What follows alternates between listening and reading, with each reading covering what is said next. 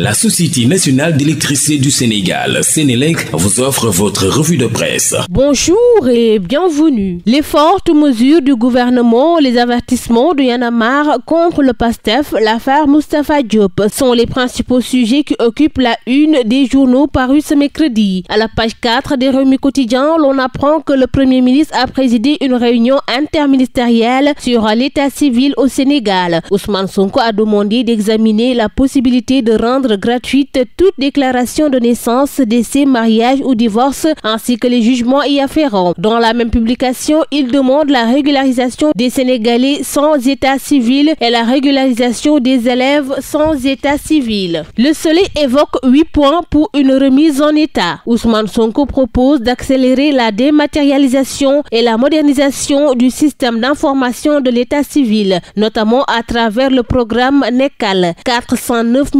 789 élèves des cycles préscolaires et élémentaires sont sans acte de naissance, relate l'Astre de Anne. 13 mesures révolutionnaires selon la formule de Yor-Yor-Oui. Présent à la rencontre, le directeur général de l'Agence nationale de l'état civil, Alioune Ousmane Sall, a révélé que le Sénégal a numérisé et indexé 20 millions d'actes d'état civil sur un objectif de 30 millions. 1,72% des demandes de carte nationale d'identité ont été rejetées pour faux extraits de naissance, rapporte le journal. Sur la loi d'amnistie, le quotidien du groupe Promo Consulting nous apprend que lors d'une conférence de presse hier, le mouvement citoyen Y'en a marre a marqué son opposition ferme à la loi d'interprétation proposée par le PASTEF. Tchad et compagnie exigent du nouveau régime une abrogation totale de l'amnistie, non sans le rappeler les événements tragiques de l'année dernière. Dans l'As, Tchad de dire que cette proposition de loi est plus dangereuse que le quart bloquant du président Wade. Y'en a marre déterre la hache de guerre, titre le journal. Dire que la loi interprétative est plus grave que le quart bloquant du président Maître Abdoulaye Wade, c'est dire tout sauf la vérité, rétorque le député Guy Marius Sagna depuis sa page Facebook repris par Enquête.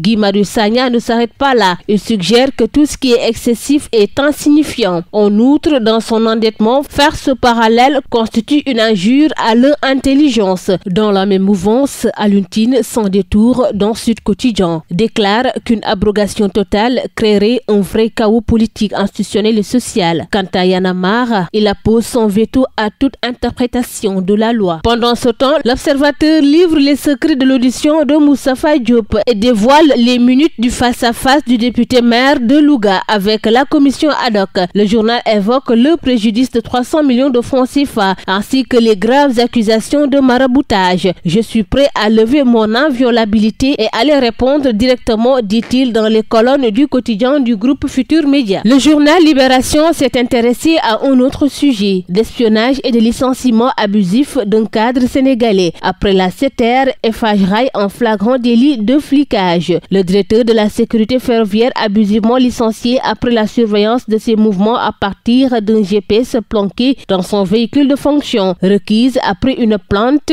la commission de protection des données personnelles affirme n'avoir délivré aucune autorisation à Eiffage Rail Dakar pour fliquer ses employés. En 2023, la CETER avait usé du même procédé pour renvoyer son directeur comptable avant de se faire rappeler à l'ordre par la CDP. Rewmi Quotidien s'est intéressé à un homme d'affaires mauritanien tué à Al-Marinas à la cité Isra et titre Sexe et argent au cœur d'un meurtre. Le journal évoque des soirées privées avec des femmes blanches en échange d'argent. À la page 3 du journal, on nous informe que les faits remontent au dimanche 5 février 2023, jour où une altercation violente dans un restaurant a coûté la vie à Ahmada El Ahmed Nani, un homme d'affaires mauritanien. Et c'est hier que Ali A, gérant et propriétaire du restaurant Al-Marinas situé à la cité Isra, comparaissait devant la chambre criminelle de Dakar pour répondre des accusations d'homicide volontaire et de proxénétisme. Sport pour terminer avec Rewmi Quotidien, qui nous fait part des nouvelles mesures prises par les autorités concernant le lamb. Plusieurs mesures ont été prises hier à l'issue de la réunion entre le ministre des Sports, les acteurs de la lutte et le ministre de l'Intérieur et celui des Forces armées. Désormais, les grands combats seront sifflés à 18h30. L'itinéraire des lutteurs reste désormais secret et le nombre de billets sera limité. à 20 000, soit